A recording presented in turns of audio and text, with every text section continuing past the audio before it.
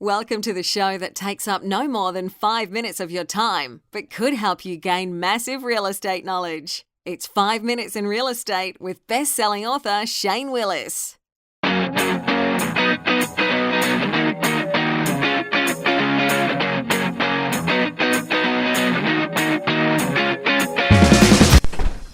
Well, good morning. It's Shane Willis, the Pensacola real estate expert, bringing you today's episode of 5 Minutes in Real Estate as we head out for another walk.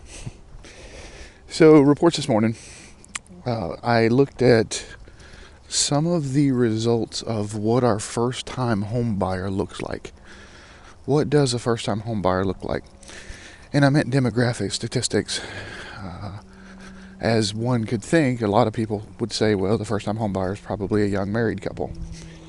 And that's usually true. What I'm seeing around here, though, and, I'm going to send you some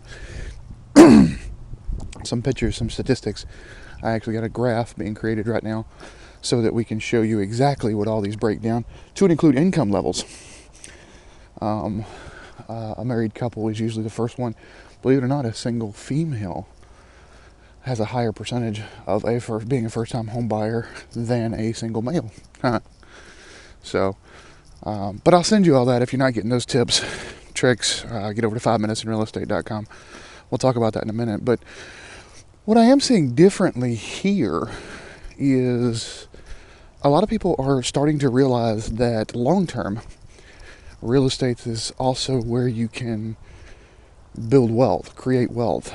So I've had this conversation with two different people, two entirely different situations. The first one I had last week was a young guy. He was, I think he's 24, 25 years old. And he was debating whether or not he needed to renew his lease or not. Or there was a small 3-bedroom, 2-bath place, and it's just him. So he brought it up to me and said, hey, I don't need 3 bedrooms and 2 baths, but when we started to look at how rent prices has risen, and I'll put a link to the blog post that I did not too long ago on that,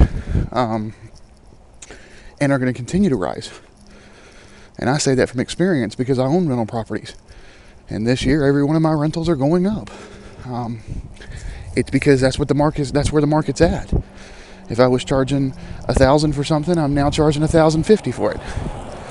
And there's been some that I'm charged $850 for, and I get 900 applications on day 2, just because of what's out there for $850 is nowhere near as nice as what I have.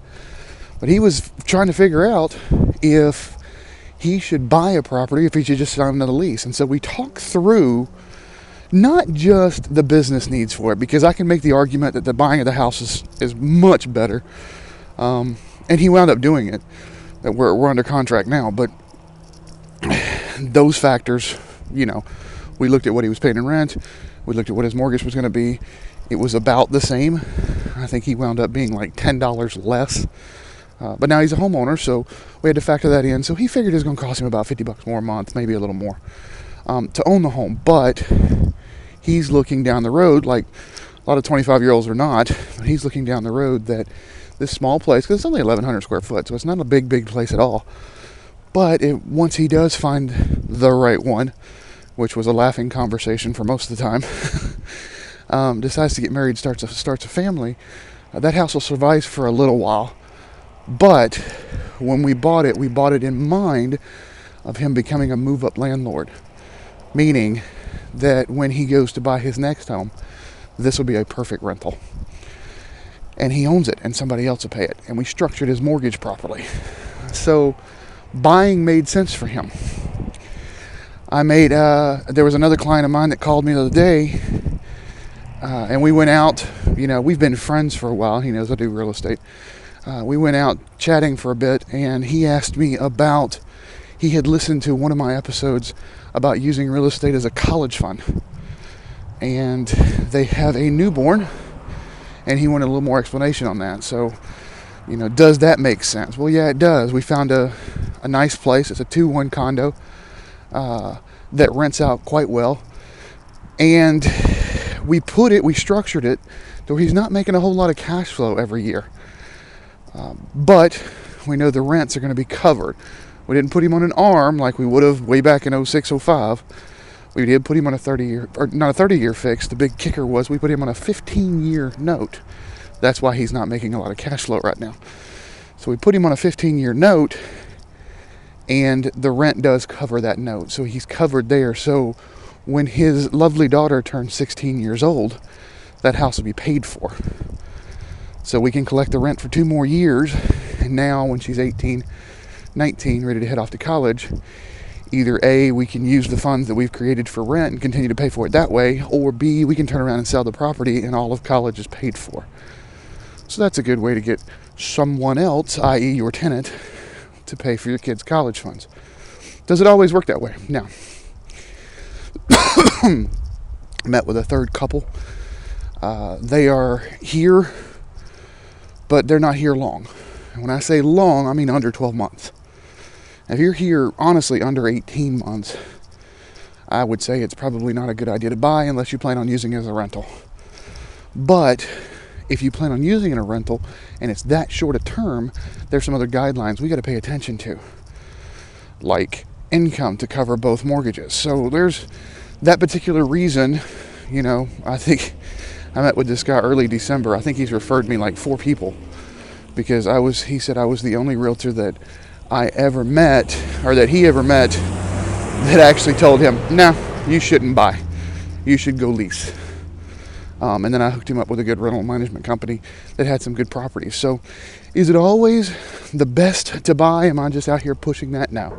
We need to look at situational. But I say all this to say this report that we got this morning from the National Association of Realtors said that your average first-time home buyer probably doesn't look like what you think it looks like. It's not married, 2.2 kids, making $100,000 a year, especially in this area. There are, again, the married couples do make up the majority, but it looks a lot different. So if you're kicking it around, let's chat. Worst case scenario, we spend 20 minutes talking on the phone, find out buying is not for you, and we can go on about our way. That's all I got for you today. As always, if you're not getting the tips, the tricks, all the graphs that I send on with these podcasts, make sure you get over to 5minutesinrealestate.com. That's 5minutesinrealestate.com. Morning. Gotta love neighbors down here in the South. And if you have not subscribed to our podcast, get over to iTunes or Google Play. We're on both, so pick your player of choice. Make sure you hit the subscribe button. Would love a thumbs up and a comment. And finally, as always, if you found any value in this or any of my other episodes, I'd ask that you share it on social media. Thanks, and have a fantastic day.